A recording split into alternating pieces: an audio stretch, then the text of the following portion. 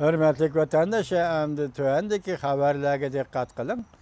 Hindistan Cungu sürkülüşü yani terkişişi ahırlaşkandan keyilla Cungu bu devletinin Amerika qaratkan pozisiyası da qandaq özgürüş boğallığını bolup mu Amerika Qo'shma Shtatları hükümeti 21 günü yeni stratejilik siyasetçe karlap yani Afganistan'a, Orta Asya'ya, Janubi Asya'ya kirish to'g'risida yeni stratejilik siyaset jakarlab, Hindistan Jungu o'tirisidagi tirkishish oxirlashgandan keyin Junguning Amerika qaratgan pozitsiyasining qandaq o'zgarganligini tuvandagi xabarlardagi ishlatilgan so'z iboralardan bilib olasiz, hurmatli vatandoshim.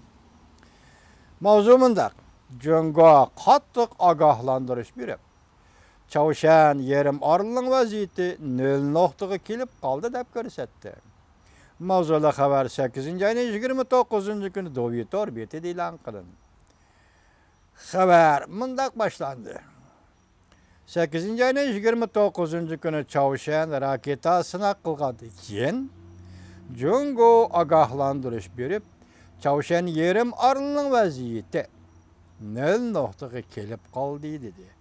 Ve ondan keyin Amerika bilen Koriya bu işten kaçıp qutulalmaydı deb ko'rsatdi. Universal matbuotlar 29 kuni xabar qilib mundaq ko'rsatdi. Jungu Tashqi ishlar ministrligining bayonotchisi Hua Chunying har qaysi taraflarning ig'vogarchilik harakatlarini to'xtatishga yetakchilik qildi. Diqqat! Har qaysi taraflar, buning ichida Amerika va Yaponiya bu. Her qaysi taraflar ig'vogarchilik harakatlarini to'xtatishga yetakchilik qildi. Bayonotchi Beijing Çavuşanning raketasini qilish harakatini to'xtatishga, bu orqali Amerika bilan Koreyaning harbiy manevr qilishini to'xtatishni qo'lga keltirishga yetakchilik qildi. Demak, nima deydi? Amerika bilan Koreya sen harbiy manevrni to'xtatsang, Çavuşan raketani to'xtatadi. Demak, bu jumlaning buyruq talaffuzi yuqori bo'lib o'tadi, hurmatli vatandosh. Bayonotchi Hua Chunying mundaq ko'rsatdi. Navbatda vaziyat nol noqtaga kelib qoldi.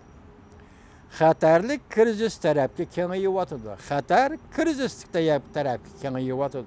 O'xshashda bir vaqt ikki tarafning suhbat qurish fursati bor. Bayonotchi yana mundaq ko'rsatdi.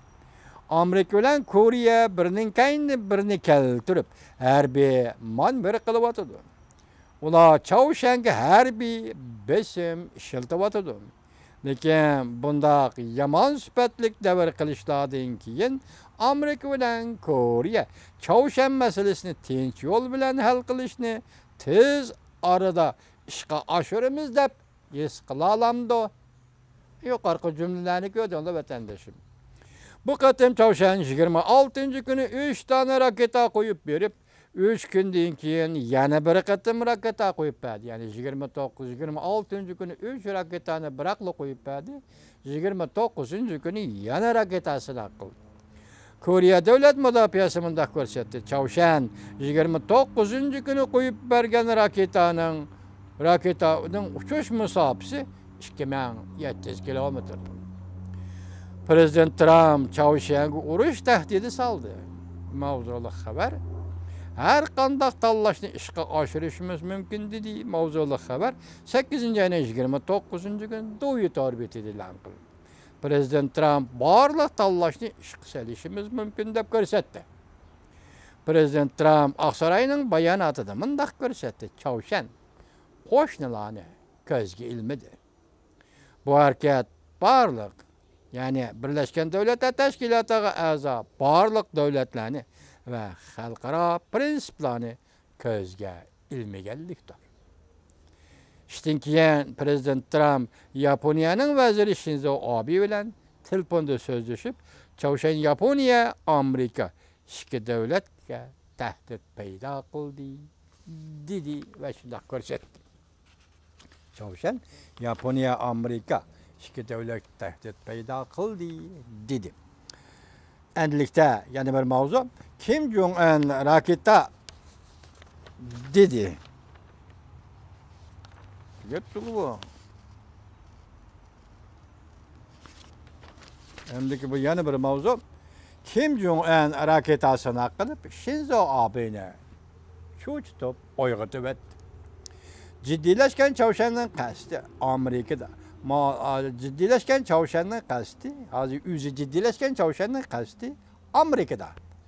Mavzular xabar 8-ayning 29-kuni Do'yi orbitida e'lon qilindi. Xabar bundoq boshlandi. 28-kuni saharda Chavshan yana bir raketasini qildi. Raketa Yaponiyaning Hokkaydo o'lkasining osmonidan o'tib, Hokkaydo o'lkasidan 1180 kilometr yiroqlikdagi Tinch okeanga tushdi. Bu qatimqi Chavshanning raketasini qilishi Yaponiyaga intayin zo'r bexatarlik besimi elib keldi. Yaponiya hukumati bayonot e'lon qilib, bu burundan hozirgacha Yaponiya qartilgan intayin zo'r tahdid hisobladi. Yaponiya hukumati saharda e'lon qilgan bayonotida bundoq ko'rsatdi. Chavshanning bu qatim raketasini qilishi Yaponiyaning osmonidan uchib o'tishi raketaning bu Yaponiyaning bexatarligida misli ko'rilmagan tahdiddir. Yaponiya hukumati Amerika va Yaponiya bilan hamkorlashib, axborot to'plash xizmatini kuchaytirdi. O'xshashli bir vaqt Chavshanning raketasini qilishi qarta Yaponiya Pajorniy ministerligi jiddiy uqtirish chiqarib, fuqarolarning yo'sh diqqat qilish zarurligini esiga soldi. Bu qatim Chavshan sinaq qilgan raketaning Yaponiya osmonidan bevosita uchib o'tishi uning 4dan 1 ma'muriy rayonlarga zo'r ta'sir ko'rsatdi. Yaponiyaning 4dan 1 ma'muriy rayoniga zo'r ta'sir ko'rsatdi. Shunlashqa Yaponiyaning jiddiylashganligini, g'azablanganligini tushunib olishga va ko'rib olishga bo'ladi. Yaponiya uchun aytganda Chavshanning raketa tahdidiga taqobil turishdi faqat Amerikaga tayinishga to'g'ri keladi. Chavshanning raketasi Yaponiya osmonidan uchib o'tgandan keyin vazir Shinzo Abe Amerika Qo'shma Shtatlarining prezident Trampga jiddiy telefon berib, ikki taraf mudofaa hamkorligini kuchaytirib, Yaponiyaning bexatarligini kapolatga ega qilishga va'dalashdi. Chavshan uchun aytganda Yaponiya Chavshanning nishoni emas. Faqat Chavshan raketasini qilishning qurboni bo'lib qolishi mumkin. Bu faqat Amerika bilan suhbat qurishni qo'lga keltirish uchun ko'rsatayotgan tahdiddir, deyildi xabar.